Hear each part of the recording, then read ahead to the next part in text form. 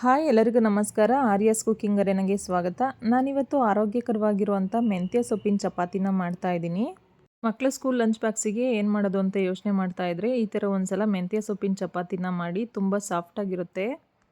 ಮಕ್ಕಳು ಕೂಡ ಇಷ್ಟಪಟ್ಟು ತಿಂತಾರೆ. ಹಾಗೆ ಹೊಸದಾಗಿ ನಮ್ಮ ಚಾನಲ್ನ ಯಾರು ನೋಡ್ತಾ ಇದ್ದೀರಾ ಪ್ಲೀಸ್ ಸಬ್ಸ್ಕ್ರೈಬ್ ಮಾಡಿ, ಹಾಗೆ ಪಕ್ಕದಲ್ಲಿರೋವಂಥ ಬೆಲ್ಲೈಕನ್ನ ಪ್ರೆಸ್ ಮಾಡಿ. ನಾನು ಹಾಕೋ ವಿಡಿಯೋ ನೋಟಿಫಿಕೇಷನ್ ಎಲ್ಲ ನಿಮಗೆ ಬೇಗನೆ ತಲುಪುತ್ತೆ.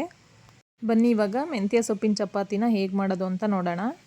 ಮೊದಲಿಗೆ ನಾನಿಲ್ಲಿ ಒಂದು ಮಿಕ್ಸಿಂಗ್ ಬೌಲ್ನ ತೊಗೊಂಡು 2 ಕಪ್ಪಷ್ಟು ಗೋಧಿ ಹಿಟ್ಟನ್ನು ಹಾಕ್ತಾಯಿದ್ದೀನಿ. ಹಾಗೆಯೇ 1 ಕಟ್ಟಷ್ಟು ಮೆಂತ್ಯ ಸೊಪ್ಪನ್ನು ಚೆನ್ನಾಗಿ ತೊಳೆದು ಚಿಕ್ಕದಾಗಿ ಕಟ್ ಮಾಡಿ ಇಟ್ಕೊಂಡಿದ್ದೀನಿ. ನಿಮಗೆ ಎಷ್ಟು ಸಾಧ್ಯ ಆಗುತ್ತೋ ಅಷ್ಟು ಚಿಕ್ಕದಾಗಿ ಸೊಪ್ಪನ್ನು ಕಟ್ ಮಾಡಿ ಇಟ್ಕೊಳ್ಳಿ.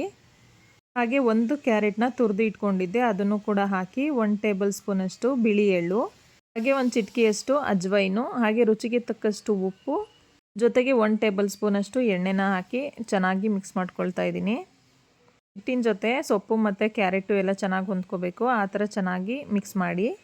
ಈ ಥರ ಮಿಕ್ಸ್ ಮಾಡ್ಕೊಂಡಿದ್ದಾದಮೇಲೆ ಸ್ವಲ್ಪನೇ ನೀರನ್ನ ಸೇರಿಸಿ ಕಲಿಸ್ತಾ ಬನ್ನಿ. ಬೇಕು ಅಂದರೆ ಸ್ವಲ್ಪ ಅರಿಶಿನನೂ ಕೂಡ ಹಾಕೋಬೋದು. ನಾನು ಅರಿಶಿನ ಹಾಕಿಲ್ಲ. ನೋಡಿ, ತುಂಬ ಜಾಸ್ತಿ ನೀರನ್ನ ಹಾಕೋಬೇಡಿ. ಮಧ್ಯದಲ್ಲಿ ಸ್ವಲ್ಪನೇ ನೀರನ್ನ ಸೇರಿಸ್ತಾ ಕಲಿಸ್ತಾ ಬನ್ನಿ. ನಾವು ನಾರ್ಮಲಾಗಿ ಗೋಧಿ ಹಿಟ್ಟನ್ನು ಯಾವ ಥರ ಕಲಿಸ್ತೀವಿ ಅದೇ ಅದಕ್ಕೆ ಕಲಿಸ್ಬೇಕು. ನೋಡಿ, ಇವಾಗ ಚೆನ್ನಾಗಿ ನಾದ್ಕೊಂಡು ಚೆನ್ನಾಗಿ ಕಲಿಸಿದ್ದೀನಿ. ನೋಡಿ, ಈ ಹಂತಕ್ಕೆ ಕಲಿಸಿದ ಮೇಲೆ ಒಂದು 10 ನಿಮಿಷ ರೆಸ್ಟ್ ಮಾಡೋದಕ್ಕೆ ಬಿಡಬೇಕು. ಇವಾಗ ಒಂದು ಲಿಡ್ನ ಕ್ಲೋಸ್ ಮಾಡಿ ರೆಸ್ಟ್ ಮಾಡೋದಕ್ಕೆ ಬಿಡ್ತಾ ಇದ್ದೀನಿ. ನೋಡಿ, ಇವಾಗ 10 ನಿಮಿಷ ಆದಮೇಲೆ ತೋರಿಸ್ತಾ ಇದ್ದೀನಿ. ಹಿಟ್ಟೆಲ್ಲ ಚೆನ್ನಾಗಿ ನೆಂದಿದೆ. ನೆಕ್ಸ್ಟ್ ಇವಾಗ ಒಂದು ಚಿಕ್ಕ ಬಾಲ್ ಸೈಜಲ್ಲಿ ಚಪಾತಿ ಹಿಟ್ಟನ್ನ ತೊಗೋತಾ ಇದ್ದೀನಿ. ನಾರ್ಮಲಾಗಿ ಚಪಾತಿಗೆಲ್ಲ ನಾವು ಎಷ್ಟು ತೊಗೋತೀವಿ ಅಷ್ಟು ತೊಗೊಂಡು ಈ ಥರ ಉಂಡೆ ಮಾಡಿ ಇಟ್ಕೋಬೇಕು.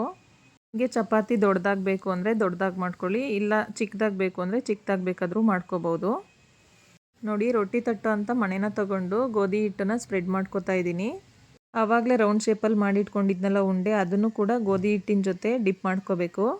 ನೋಡಿ, ಹಿಟ್ಟನ್ನು 2 ಸೈಡು ಡಿಪ್ ಮಾಡಿ ಇಟ್ಕೊಂಡ್ಮೇಲೆ ಒಂದು ಲಟ್ಟಣಿಗೆನ ತೊಗೊಂಡು ಈ ಥರ ರೌಂಡಕ್ಕೆ ಚಪಾತಿನ ಲಟ್ಟಿಸಿ ಇಟ್ಕೊಳ್ಳಿ. ಆಲ್ಮೋಸ್ಟ್ ರೌಂಡ್ ಶೇಪೇ ಬಂದಿದೆ. ನಿಮ್ಗೇನಾದರೂ ಇನ್ನೂ ರೌಂಡ್ ಶೇಪ್ ಬೇಕು ಅಂದರೆ ಬೇಕಾದರೆ ಕಟ್ ಮಾಡಿ ರೌಂಡ್ ಶೇಪ್ಗೆ ಮಾಡ್ಕೋಬೋದು. ನೋಡಿ, ಎಲ್ಲ ಚಪಾತಿನೂ ನಾನು ಇದೇ ಥರ ಅರ್ದು ಇಟ್ಕೊಂಡಿದ್ದೀನಿ. ನಾನು ಚಪಾತಿನ ಅರಿವಾಗ್ಲೇ ಸ್ಟವ್ ಆನ್ ಮಾಡಿ ಹಂಚನ್ನ ಕಾಯಕ್ಕಿಟ್ಟಿದ್ದೆ. ಹಂಚು ಕಾಯ್ದಿದೆ. ಇವಾಗ ಚಪಾತಿನ ಹಾಕಿ 2 ಸೈಡು ಎಣ್ಣೆ ಹಾಕಿ ಬೇಯಿಸ್ಕೊತಾ ಇದ್ದೀನಿ. ಮೀಡಿಯಮ್ ಫ್ಲೇಮಲ್ಲೇ ಇಟ್ಕೊಂಡು 2 ಸೈಡು ಚೆನ್ನಾಗಿ ಬೇಯಿಸ್ಕೋಬೇಕು. ನೋಡಿ, ಮೆಂತ್ಯ ಚಪಾತಿ ಚೆನ್ನಾಗಿ ಬೆಂದಿದೆ. ಇವಾಗ ಎತ್ತಿಟ್ಕೋತಾ ಇದ್ದೀನಿ.